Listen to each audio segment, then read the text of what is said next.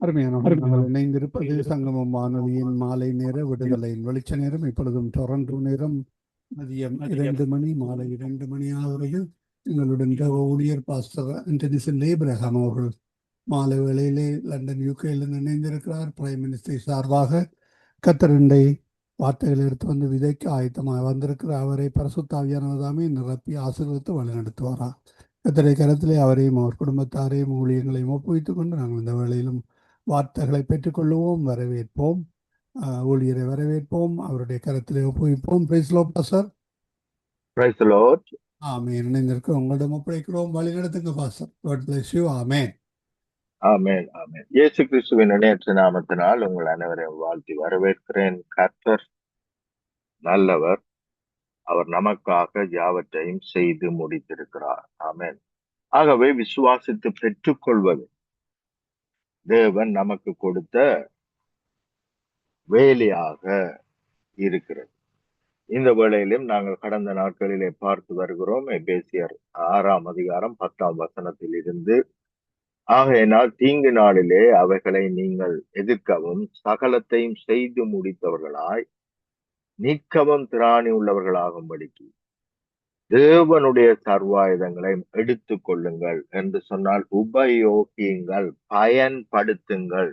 அப்ப தேவன் தன்னுடைய வல்லமையை நமக்கு கொடுத்திருக்கிறார். அவருடைய வல்லமை தான் நம்முடைய சர்வாயுத வர்க்கம். ஆனால் அந்த வல்லமை எப்படியாய் புறப்பட்டு செல்லுகிறது, அந்த வல்லமை எப்படியாய் செயல்படுகிறது என்பதை குறித்து நாங்கள் அநேக காரியங்களை பார்த்தோம். சத்தியத்தை பேசும் பொழுது தேவனுடைய வல்லமை புறப்பட்டு சென்று அங்கே விடுதலையை உண்டாக்குகிறது. தேவனுடைய நீதியை நாங்கள்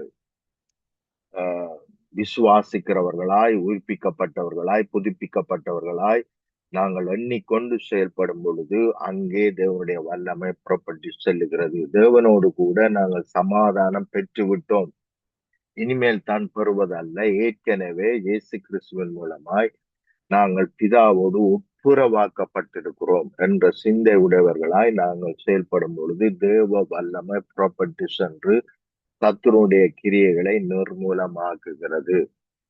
அதுக்கப்புறமாய் பார்த்தோம், எல்லா பொல்லாங்கனையும் அக்கினி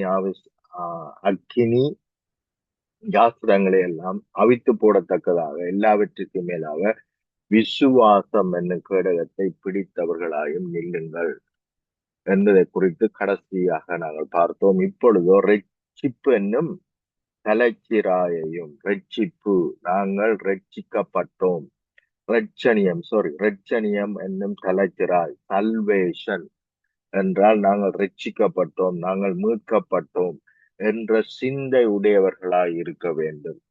அந்த சிந்தை உடையவர்களாய் இல்லாமல் இருக்கும் பொழுது ஹெல்மெட் என்று அங்கே சொல்லப்படுகிறது. தலைச்சிராய், ஹெல்மெட், எங்களுடைய சிந்தையை பாதுகாக்க வேண்டும். எல்லா காவலோடும் இதயத்தை காத்துக்கொள் என்று வேதம் சொல்லுகிறது. ஆகவே தேவன் செய்து முடித்ததை வைத்தே எங்களுடைய சிந்தை எப்பொழுதும் தியானிக்கிறதா இருக்க வேண்டுமே அல்லாமல் நம்மை குறித்து நாம் என்ன செய்தோம், நாம் என்ன செய்து கொண்டிருக்கிறோம், நாம் எப்படியெல்லாம் செய்ய முடியும் என்பது அல்ல. இயேசு கிறிஸ்து இவை எல்லாவற்றையும் பூரணமாய் செய்து பூரண ரட்சிப்பை நமக்கு அவர் கொடுத்திருக்கிறார். அதைத்தான் நாங்கள் விசுவாசிக்க வேண்டும். அவருக்குள்ளாக வேதம் அப்படித்தான் சொல்லுகிறது. எபேசியர் அடிக்கடி நான் சொல்லுகிற ஒரு வசனம், எபிரேயர் 10:14 ஒரே பலியினால் எடுப்போம், வாசிப்போம். எபிரேயர் 10 இவைகள் எல்லாம் மிகவும் முக்கியம். முடிந்த வரைக்கும் 10 முழுவதையும் தயவு செய்து வாசித்துக் கொள்ளுங்கள். அப்பொழுது உங்களுக்கு இன்னும் அதிக தெளிவு கிடைக்கும். எபிரேயர் 10:14 ஏனெனில், அல்லது நான் உங்களுக்கு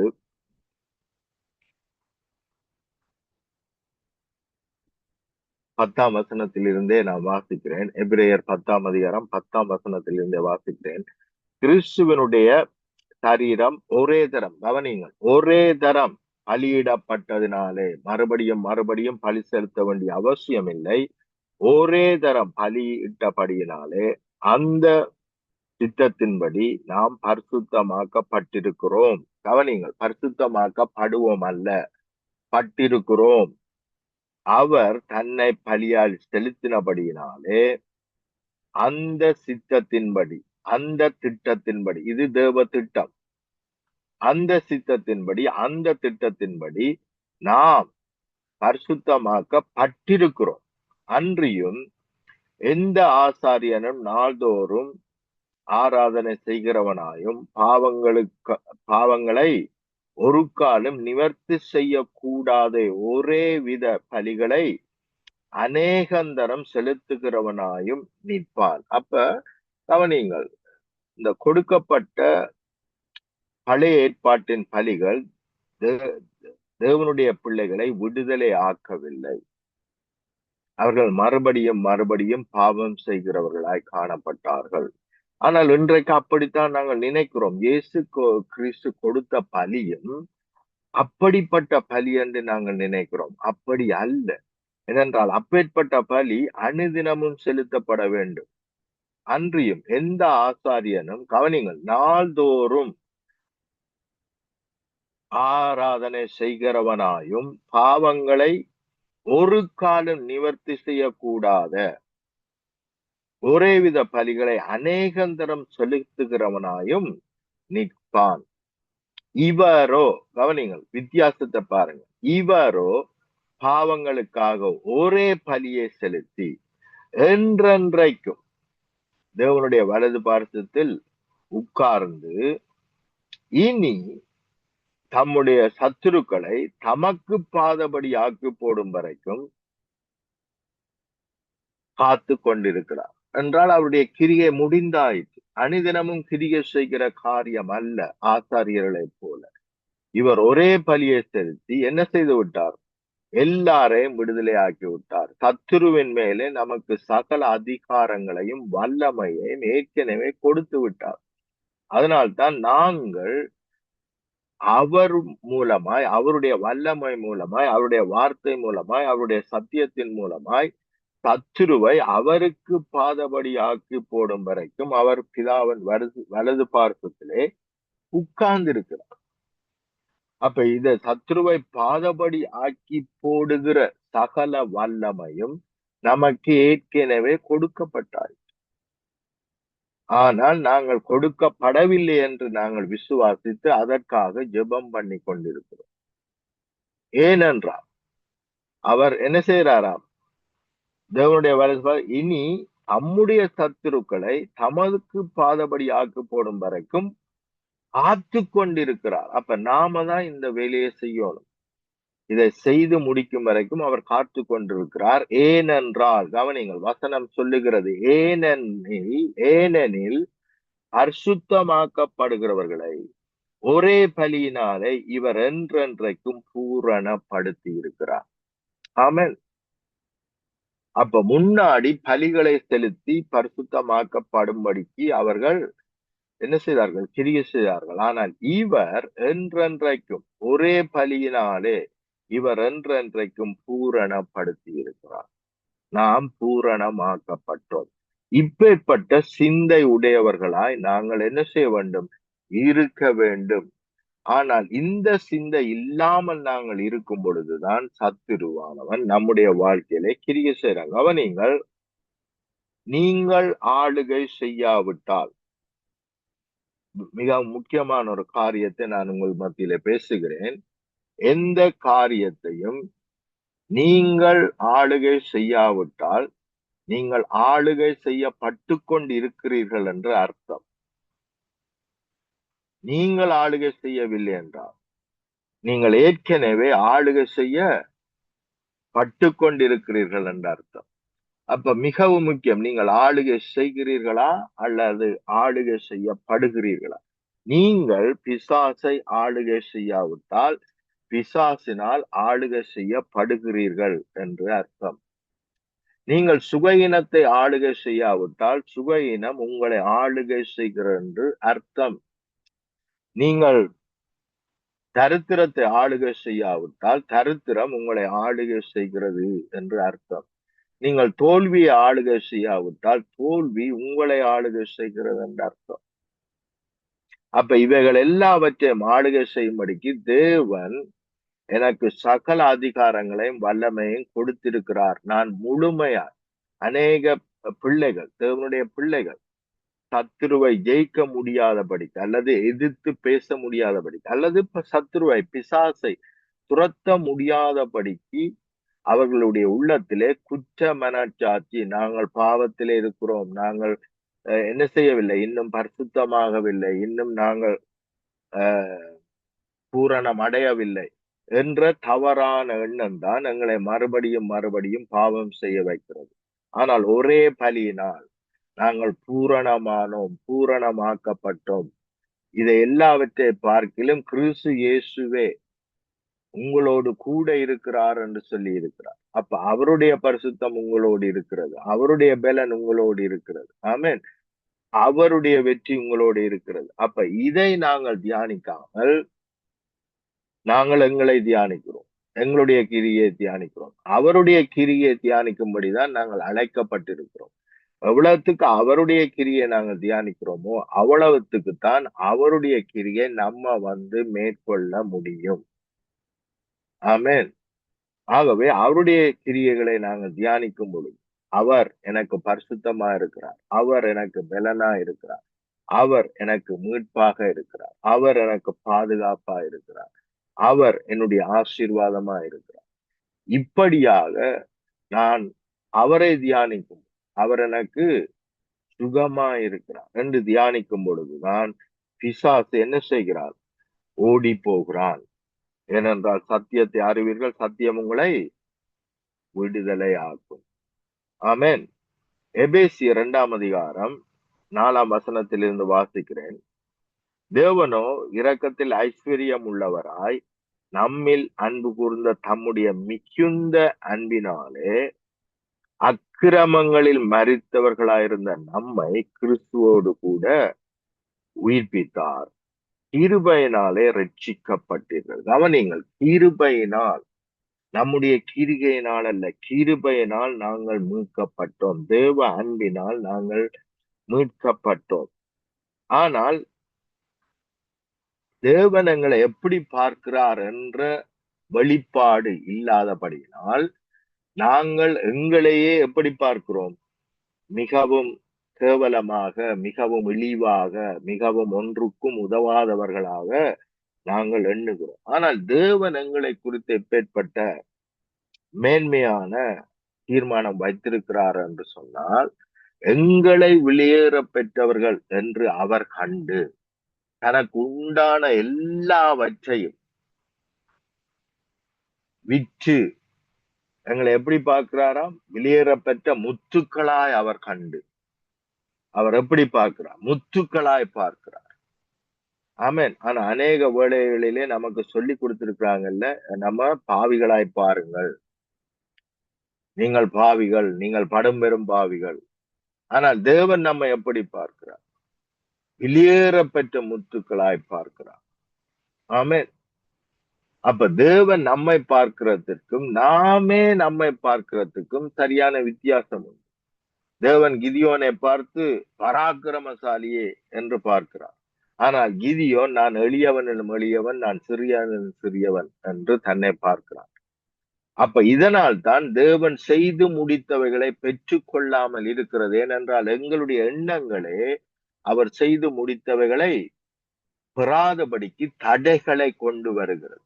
அவர் எப்படி நம்மை பார்க்கிறாரோ அப்படி நாங்கள் பார்க்க ஆரம்பித்து விடுவோமானால் நிச்சயமாக எல்லா விதத்திலும் வெற்றி சிறந்தவர்களாய் நாங்கள் இருப்போம்.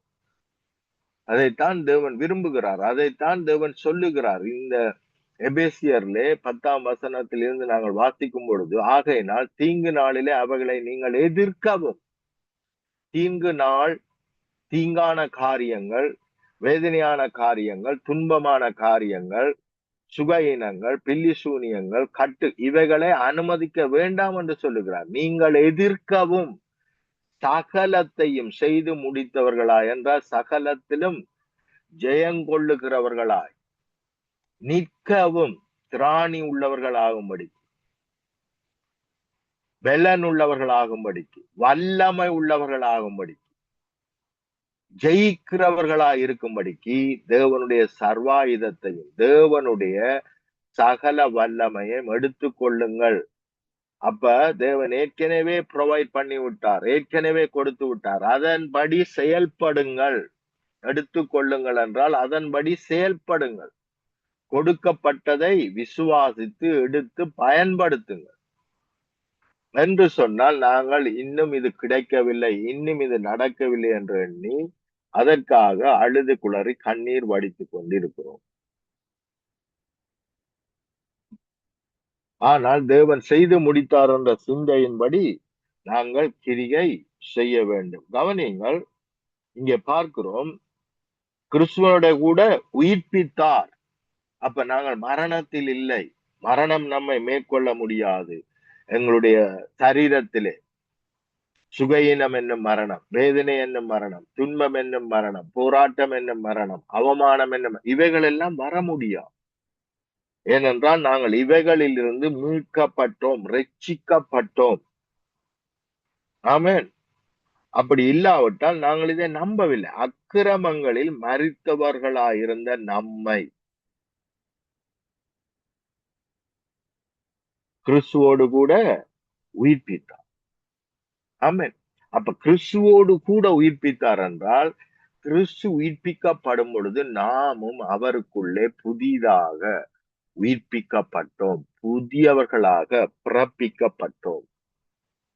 ஆகவேதான் 2 கொரிந்தியர் 5ஆம் அதிகாரத்திலே நாங்கள் வாசிக்கிறோம், பழையவைகள் எல்லாம் ஒளிந்து போயின, ஒருவன் கிறிஸ்துவுக்குள் இருந்தால் எல்லாம் புதிதாய்.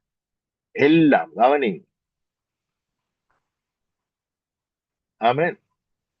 அப்ப எல்லாம் புதிதாகி விட்டது என்ற எண்ணம் இன்னும் வரவில்லை, என்ற விசுவாசம் இன்னும் வரவில்லை. விசுவாசித்தால், நீ விசுவாசித்தால் தேவனுடைய மகிமையை காண்பாய். அப்ப ரட்சிக்கப்பட்டீர்கள் கிறிஸ்து இயேசுவுக்குள். அவர் நம்மிடத்தில் வைத்த தயவினாலே தம்முடைய கிருபையின் மகா மேன்மையான ஐஸ்வர்யத்தை வருங்காலங்களில் விளங்கச் செய்வதற்காக கிறிஸ்து இயேசுவுக்குள் நம்மை அவரோடு கூட எழுப்பி, கவனியுங்கள், அவரோடு கூட எழுப்பி விட்டார், புதுப்பித்து விட்டார், புதியவர்கள் ஆக்கி விட்டார். அவரோடு கூட நம்மை எழுப்பி உன்னதங்களிலே அவரோடு கூட உட்காரவும் செய்தார். கவனிங்க, இதை நாம விசுவாசிக்கணும்.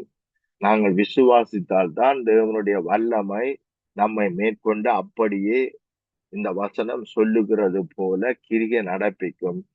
அது எப்படி பிரதர்? அது அது அது எப்படி நாங்கள் நம்புறது? அது அவரோடு கூட ஒரு நாளைக்கு இருப்போம், ஆனா இப்ப அப்படி இல்லை பிரதர் என்று நாங்கள் நினைத்தால், வேதம் என்ன சொல்லும் என்றால், நம்மை பார்த்து உன்னுடைய விசுவாசத்தின்படியே உனக்காக கடவுள். கிறிஸ்து இயேசுவுக்குள் நம்மை அவரோடு கூட எழுப்பி உன்னதங்களிலே அவரோடு கூட உட்காரவும் செய்தார். என்றா முடிந்து போய்விட்டது. இதைத்தான் தியானிக்க வேண்டும். நான் கிறிஸ்துவோடு கூட இருக்கிறேன், கிறிஸ்துவுக்குள் இருக்கிறேன். ஆமென். கிருபையினாலே, கவனியுங்கள், இது நம்முடைய கிரியை அல்ல, கிருபையினாலே விசுவாசத்தை கொண்டு ரட்சிக்கப்பட்டீர்கள். இது தேவனால் இது உங்களால் உண்டானதல்ல, இது தேவனுடைய ஈவு. ஏன் நாங்க இன்னும் வெற்றிகரமான ஒரு கிறிஸ்தவ வாழ்க்கை வாழவில்லை என்றால், நாங்கள் கிரியை செய்து பெற்றுக்கொள்ள முயற்சி செய்கிறோம். கிரியை செய்து ஆவிக்குரிய மனுஷனிடத்திலே தேவன் எல்லாவற்றையும் செய்து முடித்து ஆவிக்குரிய மனுஷனை புதிதாக்கி விட்டார். ஆனால் நாங்கள் மாமிச கிரியை செய்து அந்த ஆவிக்குரிய ஆசீர்வாதத்தை பெற்றுக்கொள்ள முயற்சி செய்கிறோம். இங்கதான் ப்ராப்ளம். நாங்கள் மாமிச கிரியை செய்து ஆவிக்குரிய காரியங்களை பெற்றுக்கொள்ள முடியாது. மாறாக விசுவாசித்தால் ஆவிக்குரிய காரியங்கள் நம்மை மேற்கொள்ளும்.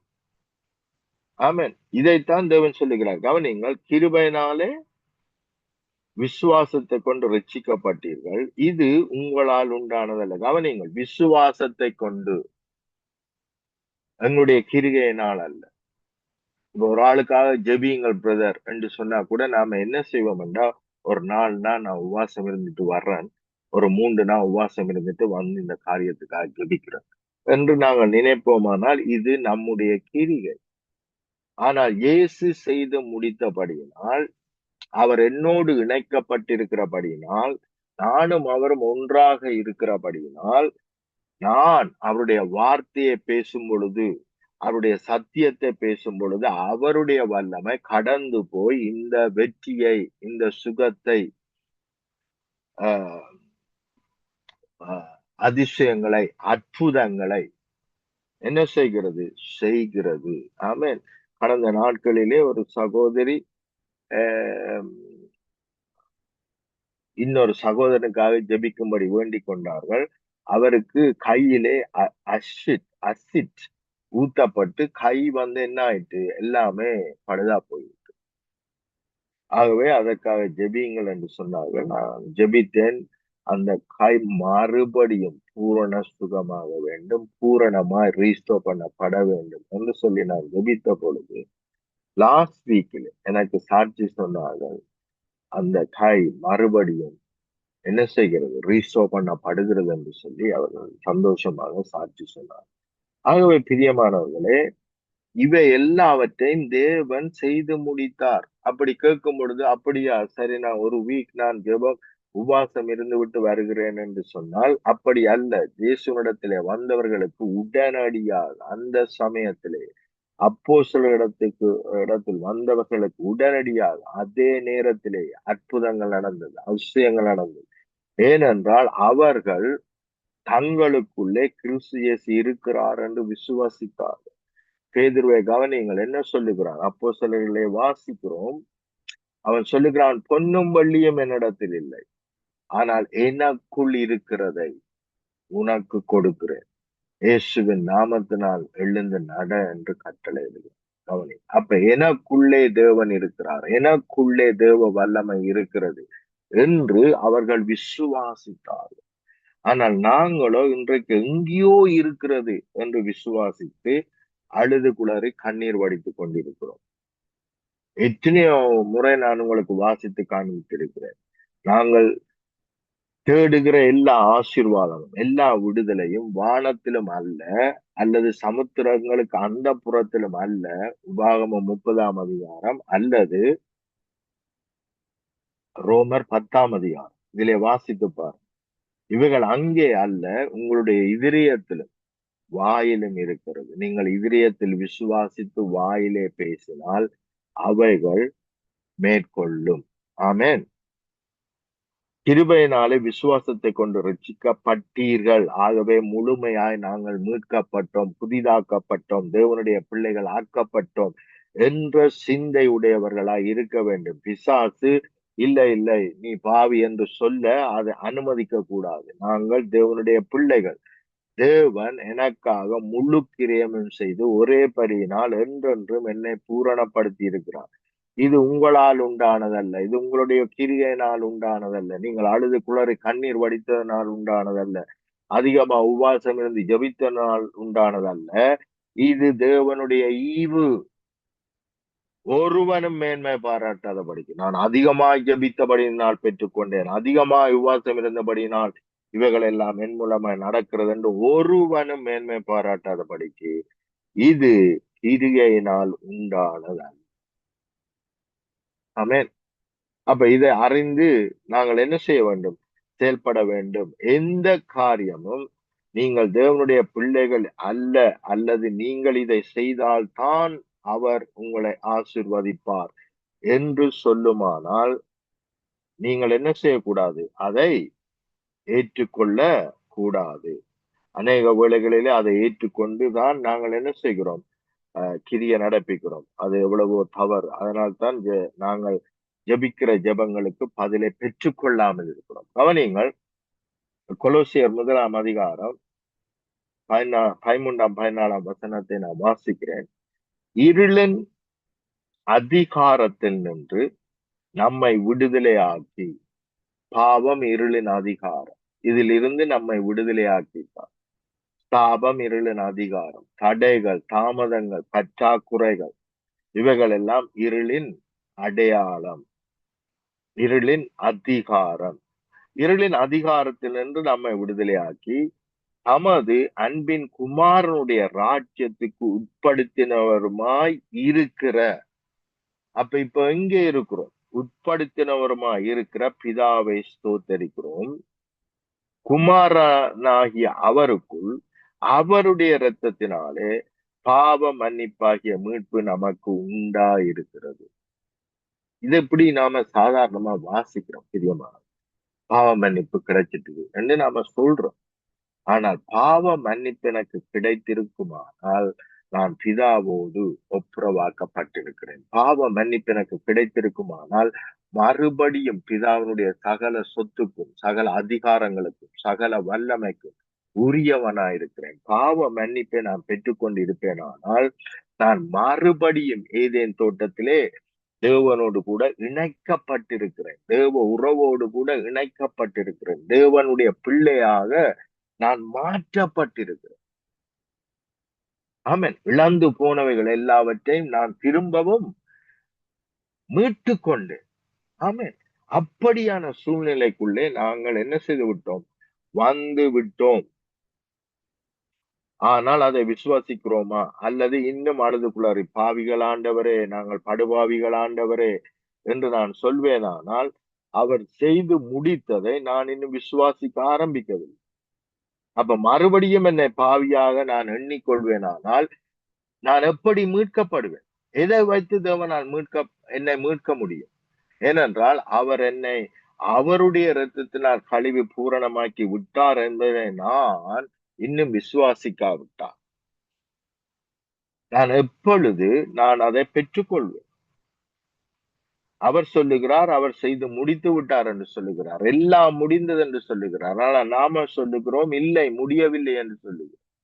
அப்ப எது உண்மை, எது சத்தியம், எது பொய்? அப்ப ஏன் நாங்கள் பொய்யை நம்புகிறோம்? ரோமர் 6:23 சொல்லுகிறது, பாவத்தின் சம்பளம் மரணம், தேவனுடைய கிருபை வரமோ நம்முடைய கர்த்தராகிய இயேசு கிறிஸ்துவினால் உண்டான நித்திய ஜீவன். அப்ப நமக்கு கிடைத்தது என்ன? நித்திய ஜீவன். மரித்து போகிற ஜீவன் அல்ல, இழந்து போகிற ஜீவன் அல்ல, எங்களுக்கு கொடுக்கப்பட்டது நித்திய ஜீவன்.